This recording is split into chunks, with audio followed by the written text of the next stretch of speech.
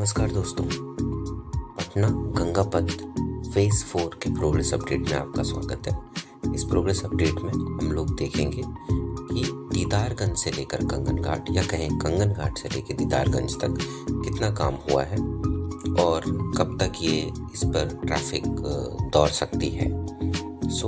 सबसे पहले मैं आपको दीदारगंज सेक्शन का अपडेट दे देता हूँ। ये सेक्शन जीआर प्रोजेक्ट्स द्वारा बनाया गया है। इसका कंप्लीशन हो चुका है, जैसा कि मैं आपको वीडियो में दिखा भी पा रहा हूँ। और उसके पीछे है एसपी सिंगला का सेक्शन, जहाँ पर सब स्ट्रक्चर का काम पूरा हो गया है और सुपर स्ट्रक्चर का काम चल रहा है। मोस्टली लॉन्चिंग गर्डर से इरेक्शन हो रहा है। Launching girder full span method में इरेक्शन करता है। अगर सिंप्लिसिटी में कहें तो पूरा का पूरा स्पैन एक साथ किया जा सकता है। यह एक स्पीडी मेथड होता है इरेक्शन करने का। इन शॉर्ट अगर कहें कि दीदारगंज तरफ का जो सेक्शन है उसमें क्रैश बैरियर भी हो चुका है, लाइट पोल भी लग चुके हैं, हैंड रेल भी हो चुका है, पेडेस्ट्रियन पाथवे भी बन चुका है। ये फुली ऑल रिस्पेक्ट में रेडी है कमीशन करने के लिए। लेकिन जब तक कि इसके आगे का सेक्शन कमीशन नहीं किया जा सकता, इस सेक्शन के कमीशन होकर कोई फ़ायदा नहीं है। Will stuck in centre. That is why जो नेक्स्ट सेक्शन है उसकी अपडेट पर आते हैं। नेक्स्ट सेक्शन के अपडेट पर हम लोग अगर चलें तो मैं आपको गूगल इमेजनरी से ये दिखा देता हूँ कि ये सेक्शन कंगन घाट से दीदारगंज की तरफ कैसे टर्न करता है। और अगर देखें तो गूगल इमेजनरी से भी ये पता चलता है कि अभी इसमें काफ़ी काम किया जाना बाकी है। अब हम लोग कंगन घाट से आगे की तरफ चल रहे हैं। कंगन घाट के से आगे की तरफ चलें तो यहाँ पर भी वीयूपी और सीयूपी का जो सेक्शन है जो कनेक्ट करेगा रैंप से, वो तो ख़त्म हो चुका है। स्लो प्रोटेक्शन भी हो चुका है।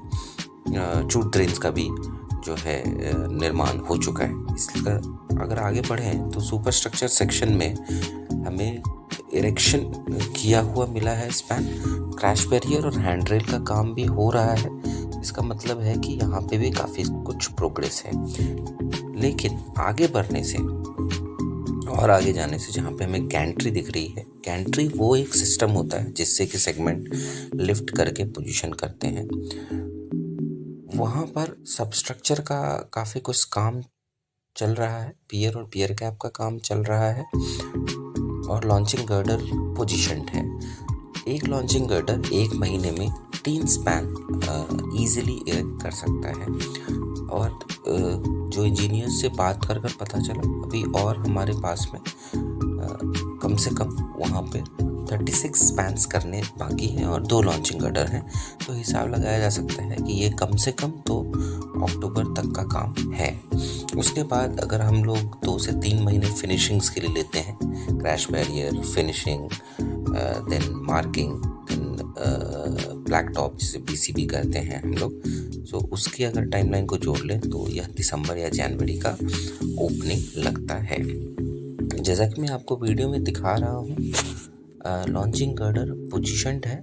लॉन्चिंग गर्डर के नीचे सेगमेंट आता है और लॉन्चिंग गर्डर उसे एक पियर से दूसरे पियर की तरफ मूवमेंट करते हैं, जिसे लॉन्चिंग भी कहा जाता है। सामान्य भाषा में कहें तो मूवमेंट।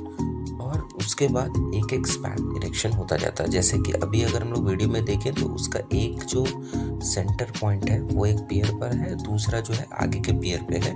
उस बीच में सेगमेंट्स आएंगे और इरेक्ट होते जाएंगे।